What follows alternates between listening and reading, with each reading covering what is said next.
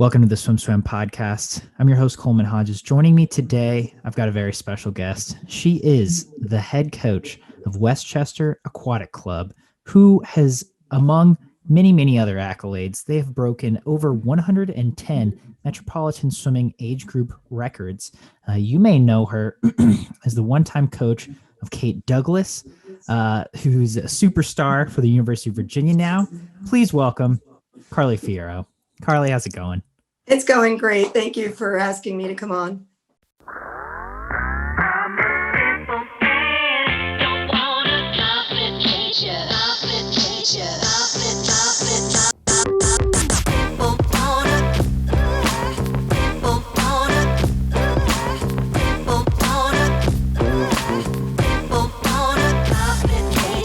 When we started this discussion, you're like, okay, so I do things a little bit differently. I kind of have my own philosophy of how I think kids should be trained. Where did this philosophy start developing? You know, what made it come about for you? Well, I mean, I've been really fortunate to have excellent coaching throughout my swim career. I didn't develop into a national swimmer, but I was exposed to a lot of great coaches. And I kind of pulled from every coach what I liked, what I didn't like. But my main concern was the amount of athletes getting injured, and including my son. So I thought that as coaches, we could do a better job in helping swimmers develop strategies and skills so they could swim fast, doing less work. What did you want to change about your style of coaching, or just kind of the style of coaching in general? It's evolved. Yeah, it's evolved. I think Kate was my learning curve. My one principle is teaching swimmers how to be light in the water. So every swimmer has their own center of gravity. On some people are light on their feet, they can dance, some people can't. In the water, it's the same. Some people can float, some people can't. So my main philosophy is teaching swimmers how their center of gravity in the water and making them as light as possible when they swim. So literally teaching them to be right on top of the water. So we never kick with a kickboard at all, ever. We do not use a kickboard because I feel that when you kick, you're not in that position. So all my drills are designed on your body position in the water. So if if you're kicking on a kickboard, it puts stress on your shoulders, you're up, your legs are down. That's not how you swim. So I try to develop every single drill with thinking in mind, all right, what is their body position in the water? What body position is ideal in the water? And then everybody has different muscle mass. Everybody's more dense, everybody's more light. So that's the first principle that I teach. And we teach it at a very young age. So we teach it like at 7 and 8 years old. They wear a snorkel, and they learn to kick with their hands in front, allowing their arms to float on top of the water, head position in the middle of the top of their head, back nice and flat, and just kicking up to their ankles. And just teaching them, and then we'll kick with their hands at their side, and then we'll incorporate a lot of distance per stroke. So every drill that I create has a connection. So it's all muscle memory. I feel that if swimmers practice correct technique, and so one of the reasons, I mean, I was really lucky. I got to go to the Olympic Training Center, and I'm a bit annoying when I go there because I ask a lot of questions, but like Russell Mark, it was amazing. And every time I go there, it's like, oh my God, Carly's here again. I'm like, okay, Russell, let's get down to it. And so I kind of pick his brain, and I'm very visual. So I'm incredibly visual, and I'm able to look at a stroke and make adjustments for each athlete that works for them. So not every athlete has the same flexibility. Not every athlete has the same strength. So what I learned at the Olympic Training Center, I bring back, and so the hands under drill is basically teaching the reach and the push and distance per pull. So swimmers kick for 6, one hand in front. I sent you the videos, one hand in the back. And basically they kick for 6, and how far can they get on one pull. And when we first started it, they were getting like 10 pulls. Now, if you looked at the video I sent you, now they're getting 6. So it's like more efficient. So if you look at somebody like Claire, and what was similar between Claire and Kate was they both did their drills impeccably correctly. So it's very much about technique. And I think that's what makes my exceptional swimmers are the ones that really apply their technique. So with Kate, it was kind of like a learning curve with her because I didn't know if it's going to work or not. So also quality sets, not a lot of garbage yardage, explaining everything to the swimmer. So if we're going to do, let's say you want to go, you want to pick 2 minutes in a 2 free, just a quick example. And we're going to go 450s on 45. So take whatever time you want to do in the 2 free, divide it by 4. And that's what you need to try to hold. And you have to try to, add 1 second maybe. And so teaching them about the awareness of how fast they're swimming, what they need to do to achieve their goals, and also heart rate. So I had the opportunity for John Urbanchek, and he's amazing, and the color chart, and we use that a lot. My philosophy is a half hour to 45 minutes of threshold every day. So, and we don't start at that right away. We start at like 15 minutes and then we build up to 20 minutes and then teaching them to be uncomfortable, but being comfortable being uncomfortable, if that makes sense. I think that's a big buzz phrase in swimming.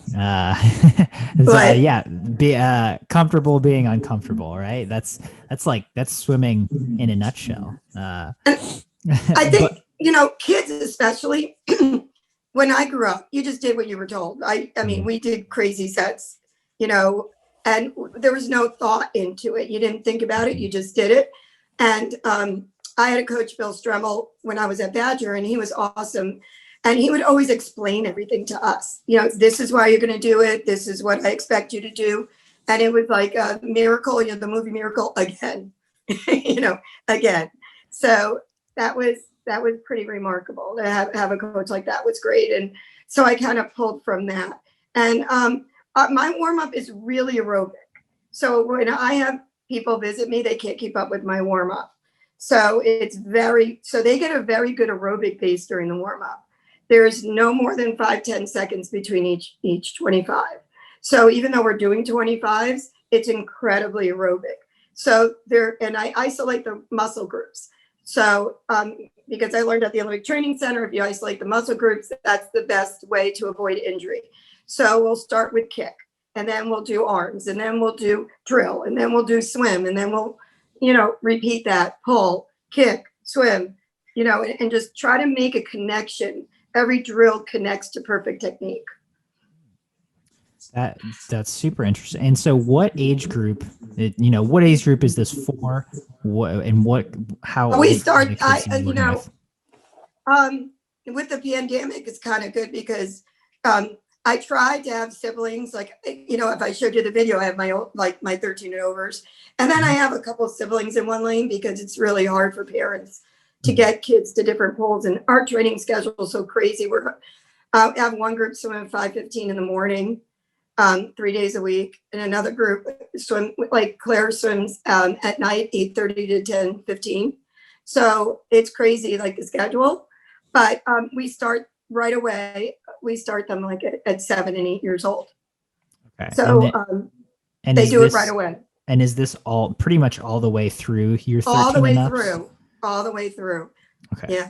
And so by the time, and I coach all the groups except like the 8 and unders. Mm-hmm. So I do everything. My son started coaching with me, and he used to do the younger ones, but he passed 5 years ago. So now I do all the groups. So which is kind of fun. When my pool was open, I coached for 4.5 hours straight, and 6 on the weekend, and it was never boring because 10 and unders are really easy for me. It's like they're so easy. They're seamless. 10 unders are fun. It's like, to me, it's not even a work to work with 10 and unders, but getting swimmers as they're older to swim fast is a challenge because like girls' bodies change. And, there's a lot of factors. Boys, it's great. If you give them good technique, they get a little testosterone, they grow, they start to swim fast. Mm-hmm. So as long as they have great technique, and they have a good work ethic, they're going to improve.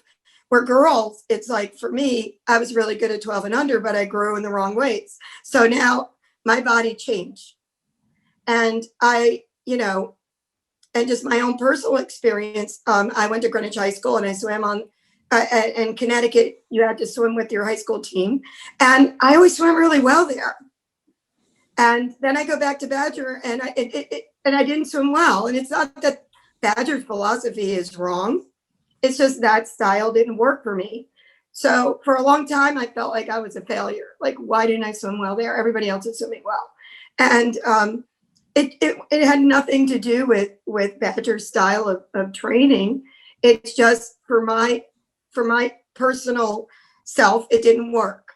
So, my pathway doesn't mean that what other programs do is poor. I think Badgers, has given me so many things. I'm so grateful for John Collins. He was my first mentor, and he really taught me so much about coaching. I would not be coaching, if it wasn't for John and my brother who, got me into coaching. I had a job at IBM.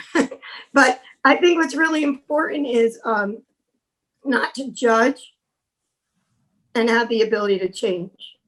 If something doesn't work, move on. And try to figure it out. I grew up in a family where there were never problems, only solutions. So even if something doesn't pan out, let's try to figure out what does, and let's figure it out together. And I'm always asking my swimmers, how does that feel? Do you feel that helps? That's really important as well, to have a good communication. Does that help your stroke? Does it help you feel better? That's really critical because every group is different, and every athlete is different, and their feel is different. So, but I really feel that if we teach athletes to swim correctly, if we give them strategies on how to train properly, and that's why I think the heart rate is really important, because girls have a tremendous amount of threshold. That's probably why we give birth. It's like we can handle a lot. But when some of the boys, it's like, okay, do you think you're working hard? Okay, take your heart rate after this. And, I like in 10 seconds for your heart rate to be around 30 or above. And they'll be like 16, 18, 21. And I'm like, well, you might think you're working hard, but your body is telling you you could work harder. So let's try to get your heart rate up, and teaching them to understand that you could swim fast with your heart rate up, not to be afraid to have your heart rate up. And that's one of the other principles that I teach them, is I get their heart rate high. And then what I do is I challenge them after that, so that once their heart rate is really high and they think they can't do any more, I'll give them some rest. I'm like, all right, let's do 100 per time. And they're like amazed. Oh my God, I swim so fast. I said, yes, you could swim fast with your heart rate up. So it's kind of like that philosophy. So I don't know if that makes any sense. I think that makes a lot of sense. I think that's essentially what the ISL is, right? You swim back-to-back races, you get your heart rate up, you get going, and then you just keep going fast. But I mean, that's way overgeneralization, but I think that philosophy makes sense. I wanted to back up a little bit. So how long, just structurally, how long is each practice for, a 10 and under, for 11 to 14, and for, the 13 and overs? That's a new thing that I did, because a lot of teams, they try to do too much too young. Mm-hmm. So what I do is, I feel we start the 8s 45 minutes. And there are programs that it just becomes daycare. I've had kids come to my team and I'm like, no, even a good 8-year-old is going to swim an hour. They're not going to swim more than that. And it's all technique. It's all technique, which is really, really critically important. And from that, we go to an hour and 15 minutes if they're 9 to 10. And then we build up, because there needs to be a progression. If you start an 8-year-old at 2 hours, what are they going to progress to? And one of the things about my team, and you can see that with Kate, is there's room for growth. We haven't overdone it. So we only do one dry land session a week. So there's a lot of room for growth. And they haven't done it all already. So they're swimming really fast, having done a lot. So when they go into a program that has a real structured dry land program, a good strength and training program, and start to do doubles, you're going to see like huge improvements because, they haven't done it all. Where there's so many teams that they have 10, 11, and 12-year-olds going like doubles. Like I was like, it was remarkable. Some of the comments I saw, like, we pound yardage and we do all this stuff. And I'm like, no, we don't. Sorry. We just don't do that. So, another thing I have to show you, we rescue dogs. And I have a dog that I was hoping to get through the podcast, but I'm not sure, So my son bought me this book. And this is a really great book. Okay.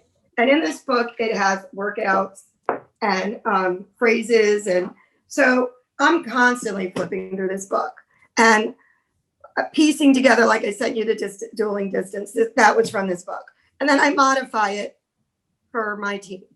So I take the concept that great coaches have had and I apply it and modify it to my style of coaching. And that's basically, swimming smart. So even with the younger kids, everybody thinks more is better, but sometimes more is just more. And then the kids just hate swimming. I can't tell you how many kids have come to my team and they're like, yelled at, screamed at, and told, like, you're not swimming fast enough. I had one kid, it was really sad. He just came to my team and the mother showed me his homework and he used the adjective, I forgot what, but he drew a picture of his coach screaming at him, "You're not going fast enough." And this kid was just babbling because I think there's a lot of pressure for coaches to get athletes to swim fast. But in the long run, sometimes kids who are really good at 8, 9, and 10, they don't make it in the scheme of things. So and I own my own team. So when you own your own team, it's a different philosophy. Because everybody matters, everybody counts, everybody should matter, everybody should count anyway. But when you own your own team and you take somebody's fee, you have a responsibility to do the best job you can for that athlete because they have paid you to do so. And sometimes when you work as an employee for someone, the philosophy is a little different. Sometimes, it's like, if an athlete leaves the team, it doesn't affect your salary. You're going to get paid the same. And so for the tolerance level may be different. The consideration may be different. I don't think that applies to everyone, but I think when you own your own club, I feel there's a lot more responsibility for me, especially for me, to make sure I do my job and to make sure that I do a good job. And I treat every athlete basically the same. Everybody gets the same. And I think that's, really important. But going back to your question, so the progression is very, very important, and not to do too much too young, and to do more quality when they're young. Yeah, I like that philosophy. Again, you mentioned before, it might not be for everyone, but this is one way of doing it. And I think that's an important way of doing it because first and foremost, swimming should be safe, right? You learn to swim to be water safe. And then second, it should be fun, right? Especially for little kids. And I mean, we have quack splashes. And what I do is I always write articles about personal best swims. So if you make my honor roll, I very rarely write about who won. Okay. I sometimes I'll write a little blurb, but then I have a list of, I call it the Wolverine high honor athletes, and it's personal best swims. And I list every single athlete. And I like to do it because it gives me an idea. I go through the meet results and it gives me an idea. Okay, who's improved, who hasn't improved, who do I need to work on?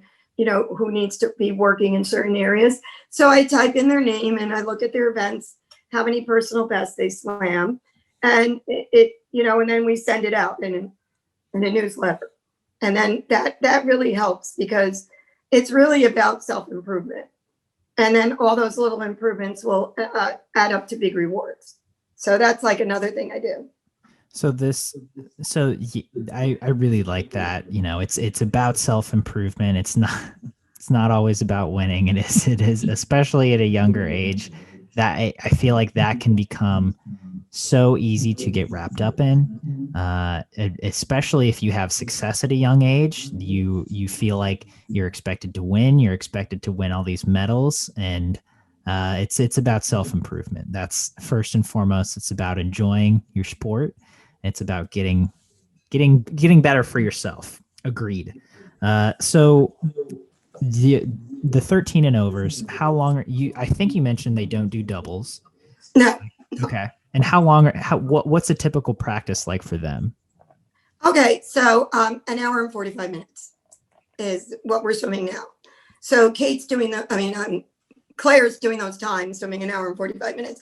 Who would ever think that, swimmers adapt, children adapt. The Boys and Girls Club has been great. It's a really terrific pool. It's an 8-lane pool, so it allows me to spread out and do different things. But I have to mention I'm very grateful for them, because if it wasn't for them, I would not be functioning right now. But anyway, so we start workout with usually like 100 free, 100 back, nice and loose. Then they put their goggles on, their snorkel on. And then we'll do 4 laps butterfly kick, just loosening up the hips, driving the chest down, knees down, chest under, lifting the legs up and down. Just nice and relaxed movement. And then we'll do 425s, kicking for 6, 1 butterfly pull. And then we'll go into 4 laps breaststroke kick, and we'll just keep doing that. And we'll do a couple breaststroke drills. We'll do more breaststroke kick. We'll do more breaststroke drill, and then we'll go right into backstroke. We'll do sit up backstroke kick, going right into the freestyle. And we do that for 45 minutes. And just to add a little context for our listeners, I'm gonna have videos in the description of this that you sent me, the videos of all these drills. Yeah. So you're gonna have a visual. I know Carly's visual. You're gonna have the visual that Carly has for these drills if you want to try them out yourself. Did you notice like the distance per stroke? Did you notice how light they were on top of the water? I think that's like one of the things that I'm really proud of. And then after that, we stretch. So we stretch after that. And then we'll always do a preset. So you stretch outside of the water? No, in the water. So what they do, I social distance them. Mm-hmm. So, they go, you saw how we social distance. It's a whole new way of coaching. Can't tell kids to swim into the wall anymore. So we social distance and we stretch for about maybe 2-3 minutes. I have a certain stretch routine. They go back, and then we always do a preset. It'll be like 650s, 3 descend on 45, and then 3 pace on 40. And they do not get a lot of rest between sets. Very rarely more than a minute rest between sets. That's the other thing I do. So, they just don't, and they're used to it. Like this morning, we're doing time trials this weekend, and I always like to add more rest when we're doing racing, and and I'm watching them, and they like don't know what to do with themselves. They're just like sitting at the wall, and but basically, seriously, it's like, what am I going to do with all this rest? So, like this morning, let me see, what did I do this morning? So this morning, we did 3 100s on one after the preset, and then we'll do 1 lap double arm, and we'll do 4 25s kick face out, 1 lap double arm, and then we did 3 100s descend on 130, and on 120, and then we did that round again, double arm, 4 25s kick, 1 lap double arm, and then we did 4 100s descend 1 to 3, sprint the 4th one on 115. And then we did the whole kick double arm kick thing again. And then we continued. We did, but then we did 3 on 110 pace. Then we did the kick, the double arm kick. And then the last one, we did 2 on 105. And that was that set. Yeah. And then after that, we did double arm and we did butterfly kick. And then we did, then we'll do some butterfly and we'll go like 225s on 30, 4 on 25, and then 4 on 20. And then we'll go right into backstroke. And then like backstroke, especially with the social distancing, it's really hard. Sometimes we'll go backstroke, 3 descend on 50, 2 pace on 45, 3 descend on 40, 2 pace on 35. Mm-hmm. And then we'll go right into breaststroke and do the same thing, and then free. I do a lot of low go, high go, free. And low go is obviously going, how low can you go? Mm-hmm. You start, sometimes I'll do like 2 on 50, 2 on 45, 2 on 40, 2 on 35, 2 on 30. Sometimes we'll start 2 on 30, 2 on 35. It depends, I'm always challenging them. So once they get comfortable doing something, then I'll okay, I'll talk about it like a week. All right, we're going to be doing 50s on 30 pretty soon. We're going to try it. And then the following week we'll try it and they'll get really pumped and excited to try to make it and to make it a challenge. So, I'm always putting ideas in their head, which is one of the things I would do with Kate all the time. Kate was so much fun to watch race because she was such a talented racer. And I would stick an idea in her head, Kate, I think it's, time you broke 2 minutes in the 2 a.m. and just leave it alone, and let her think about it, and then when it came time to race, she would do it, but one of the things I learned with Kate is to tie in the performance you want in a meet into the practice. So I think that's really important. So if there's certain splits that you want them to do in a meet, you have to kind of get their body prepared to do that in practice so that when it comes to the meet, it's all kind of muscle memory, body memory, and then they can do it and they're feeling comfortable doing it. So that's like a big piece of what I do. And it seems like it's paid off so far. I mean, we saw examples of that just this past weekend. 13-year-old, Claire, who you've been. Oh, she's a master. She's so smart. So she is she is my easy button. She is such a breeze to coach. She knows, I'm like, all right, Claire, 27s on this stuff. She knows, when she first went under 445, Claire really wants to go to trials. And of course, the pro, they took out the short course yard times. So here's a girl that really wants to go to trials and they took out these times. And it's just devastating that she doesn't have an opportunity to try to get her trial cut. So I don't know what they were thinking to post times for the pro and to give athletes this goal to make and then say, well, we're only going to take swimmers who have trial cuts. So before the open was posted, it had long course meter cuts and then the senior cut, which is comparable. So it's just as fast as the trials cut, senior national, it's long course short. But USA Swimming took it out probably to keep, the session small. But now you got FINA approved, so foreign athletes can come and make Olympics in the United States. That just doesn't make any sense. You eliminate an opportunity for our athletes, but you open the meet up for international athletes to come and make Olympics. So I'm having difficulty understanding that concept, but getting back to Claire, she knew she had to hold 28s. And at the Boys and Girls Club, there's a clock and she's watching that clock. And she's watching that clock and she's watching her splits and she knows exactly what she needs to do. And then she knew, and she prepared herself in practice. Like when we were doing sets, I'm like, Claire, you have to hold 28. So if we're going to do this set of 50s, logo, even when we get down to 35, you got to hold 28s and she'll do it. She is very intelligent about her swimming and her body, which I think is really important to talk about. Because with girls, everybody assumes for Kate, she grew a lot. the last year she was with me. Everybody thinks like, oh, that's, really great, but not really, because, Kate had scoliosis, and probably nobody ever knew this. And the last year Kate was with me, she was in a back brace for 16 to 20 hours a day. So imagine a 14-year-old having to go to school in a back brace, being sore all the time, this poor girl. And everybody just assumed, oh, she grew and it wasn't easy. She was sore all the time. So it was really, really hard for her, but nobody really knew that.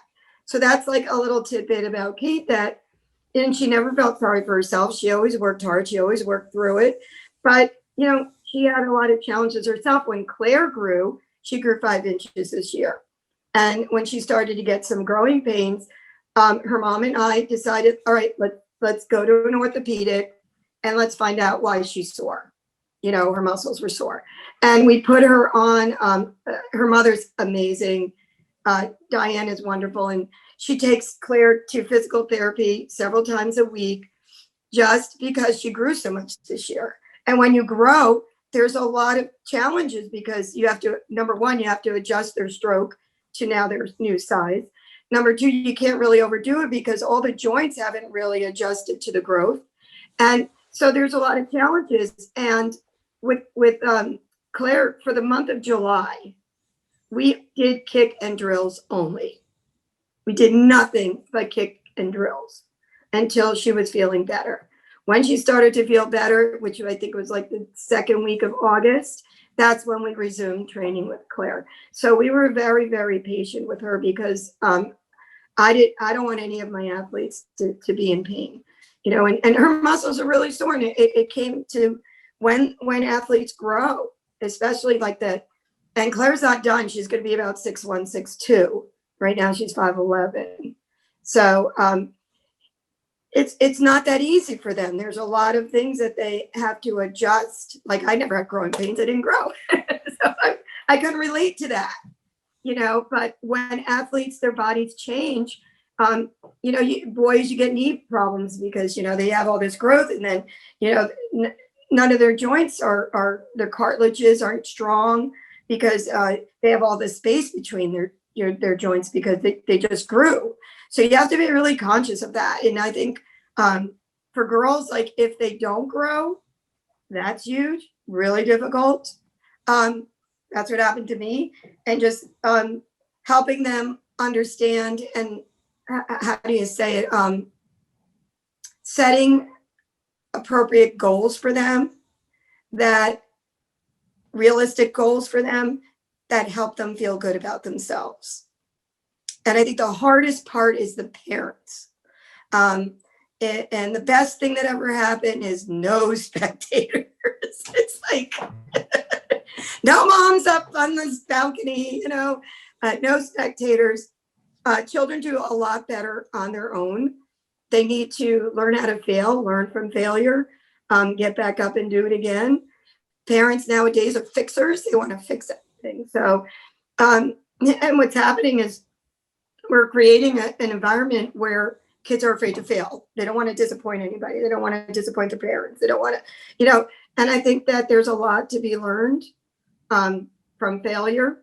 I mean, Claire wanted to do those 2 500 frees. I wasn't really wanting her to do that, but she was like, I want to do those 2 500 frees. I want to see how I feel. I want to really work on my pacing. And that's what we did. And then 2 weeks later, she came back and had a fantastic weekend. So for me, communicating with the athlete, asking them how they're feeling, assuring them that it's okay. But I have one thing I wanted to share with you that my son told me, and I'll never forget it. It was one of our last conversations. We drove to work together, and my son Billy called from college, and he was complaining about his coach. And I thought I was being a good mom, and I was like, I get off the phone, and my son had such a great connection with people, and he takes his arm and he puts it on my shoulder. He's like, Mom, when Billy calls, he doesn't need a coach. He has a coach. He needs a mom. And I was like, wow, I really thought about that. And I thought, like, as a coach mom, I had all this incredible insight. And from that point on, what I did was when Billy called, I always said, what did your coach say? How, you know, and we talk about something else. Billy was so afraid to disappoint me that it was affecting his ability to perform.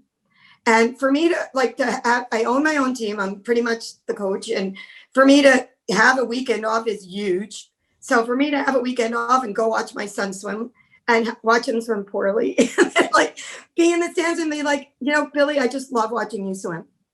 And his whole face would light up. And I'm like, wow, this is great, you know?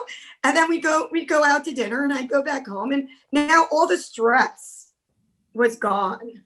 I just let it go and let his coach have his relationship with him. And I removed my relationship from him in regards to swimming and just became a mom. And for me, the stress was done. I was like, I have no stress. There's nothing on me now. I could just like go be a mom, watch my kids swim. Because the bottom line is, you know, my son passed away. He's gone. I don't really care how fast my son swam. You know what I mean? Enjoy what you have. And his swimming improved tremendously because he didn't have the pressure from me he knew like they worry about their expectations with their parents. They don't want to disappoint them. And some of the things I hear parents say to their kids is just horrible. And I'm just like, this is swimming. You know, this is swimming. There's life. Life is out there and your child's going to have disappointments and your child is not going to be perfect. And you have to, you know, appreciate everything about your child.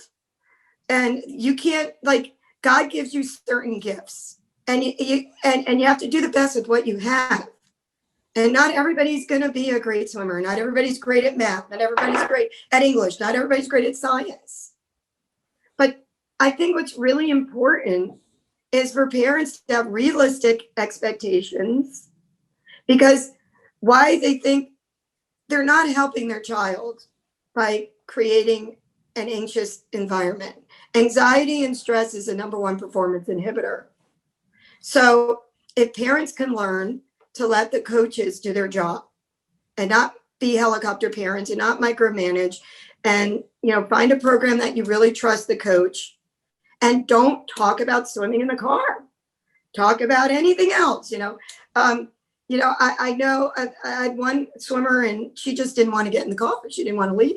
She didn't want to deal with what she was going to hear in the car. And I felt really bad for her. And, you know, there's nothing I can do. I saw the text she was getting. It was horrifying. And what can you do? You can only interfere so much. You can only help people so much. But I think if parents, if they were watching this, can step back and just be parents. And when their kid gets in the car, just say to them, and this is a phrase I used with Billy, I love watching you swim. I just love watching you swim. You make me so happy when you swim.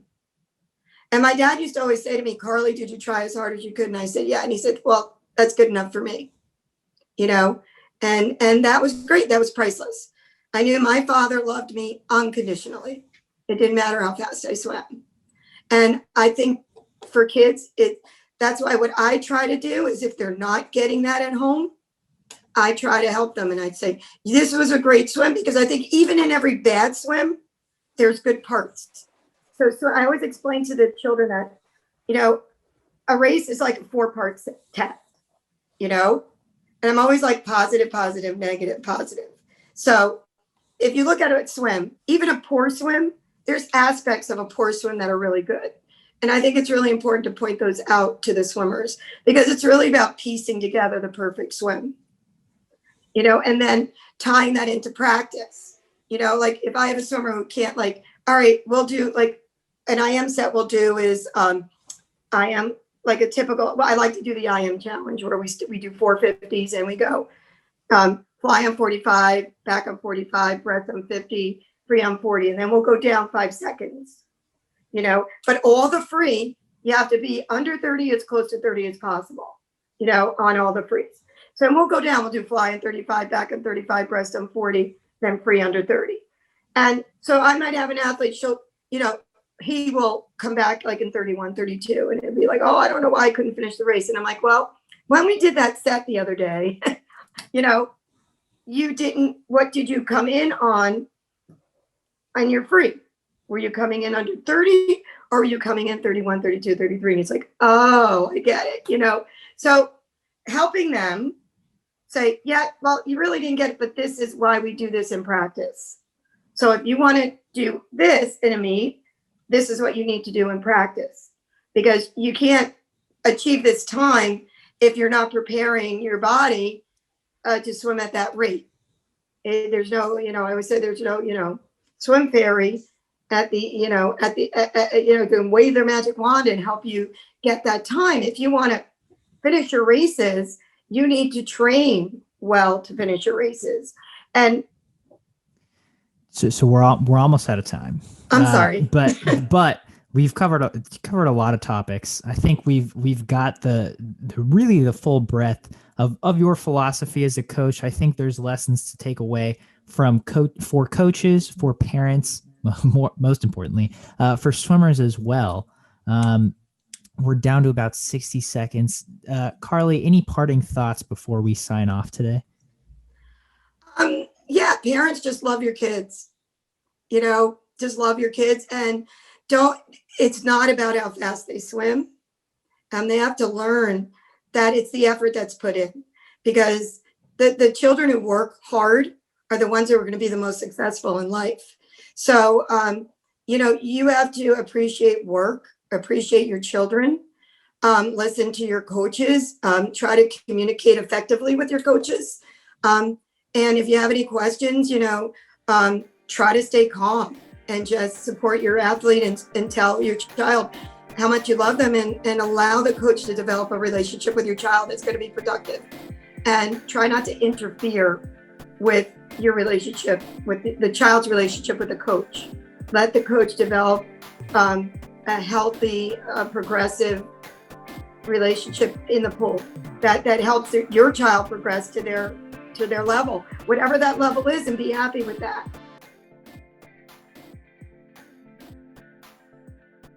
You've been listening to the SwimSwam podcast. Stay tuned for new episodes every week. You can take SwimSwam podcast on the go by subscribing on your favorite podcast platform. Look for links in the description below, and be sure to subscribe to our YouTube channel for more videos as well.